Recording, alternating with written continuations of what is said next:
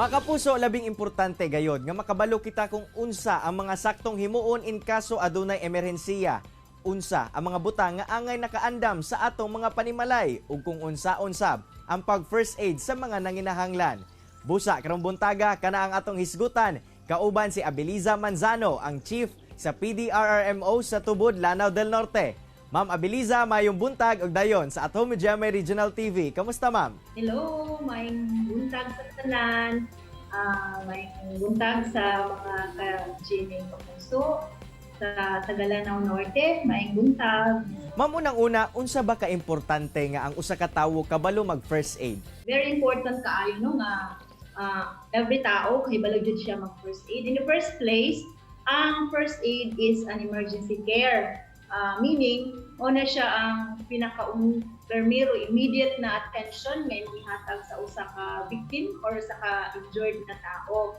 So, the first aid itself is very important kay kinahanglan man nato i-preserve ang life sa tao. Para pasiunang lunas, no? Muna ningon nga first aid. Ma'am, sayod kita nga kinahanglan gayud kini tun-ano, pero unsa ba ang mga basic niining first aid aron sa ma-apply sa atong mga kapuso? Lahi-lahi siya na mga kumiyong first aid, lahi-lahi siya na sakit kung, for example, kung choking or nakatulon, no, ang usa ka tao or sa ka bata baka nakatulon og coin or any object. So lahi-lahi siya na first aid ang imong i-apply, no. Also kung nasamad siya, so lahi pud siya na first aid ang imong i-apply. So kinahanglan may balo ka paunsan nimo pag-respond in a specific situation. So dili siya ingon nga tanan uniform ang imong buhaton sa usa ka victim. So depende ra gyud na siya unsa nga injury ang naa sa ana nga victim. Ma'am, sa atong mga panimalay kinahanglan andam kita o galing adunay mga emerhensiya o mga kalamidad. Unsa-unsa ba ang mga angay nato iandam sa atong mga panimalay, ma'am? Ang mga first aid kit nga naa sa panimalay na dapat natong dili din siya walaon, no. Dapat maintain nato ang naagyutan niini mga butang. Kung like atong giingon ganina ang first aid kit, like bandages, mga betadine, mga ointment, antibiotic nga ointment, and then mga adhesive tape, yun ang mga first aid kit. But even in case na ay mga incident or mga disaster, no, importante po nga kinahanglan every family, especially those family nga naa siya sa low-lying areas, like prone siya sa disaster, kinahanglan na siya gubag kit. So ang gubag kit, mao na ang sulod min ana, ang imong food good for 3 days, no, kinahanglan sad ang naa dinha ang ato ang mga water.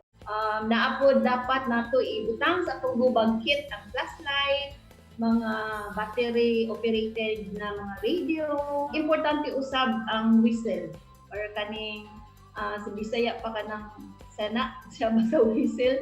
So importante na siya, and then can opener. So kung food, importante na kay rice, and then na kay mga non-perishable foods like canned goods. Galing adunay mga kalamidad sama sa baha, unsa ba ang angay himuon sa mga tawo nganong importante nga dili magpanik? Importante ang presence of mind. Importante ka na dili siya magpanik kay ang panic isa siya sa cause nga naa na hinoy disaster nga mahitabo, no? Presence of mind ang pinaka-importante.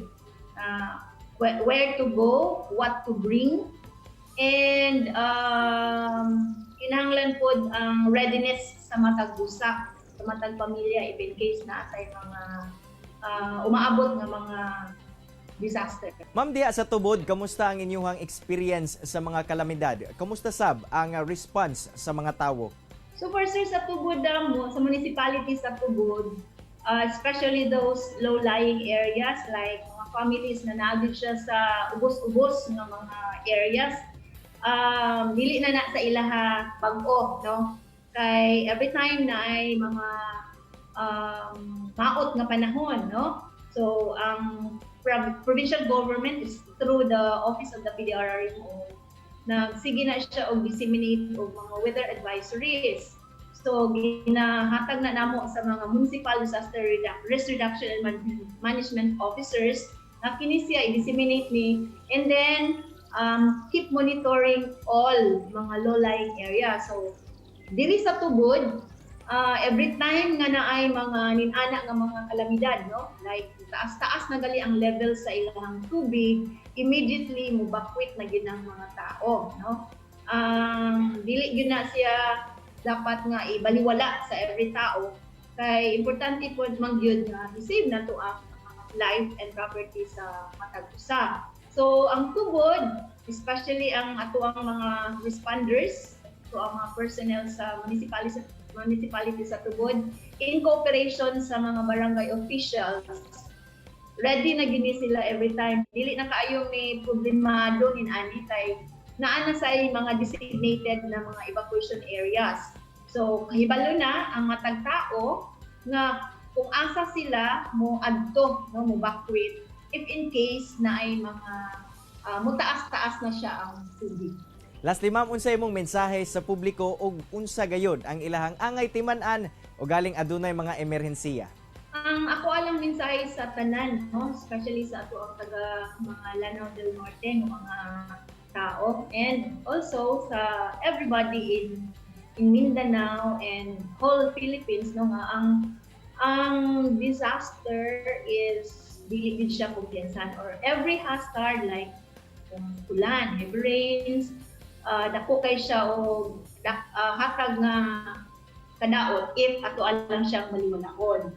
So kinahanglan ang tanan magmaigmat, no, magtinabangay, no, and be ready for every disaster na mahitabo. Daghang kayong salamat Ma'am Abiliza sa imong oras nga gihatag sa At Home with GMA Regional TV ug amping mo diha sa tubod Lanao del Norte.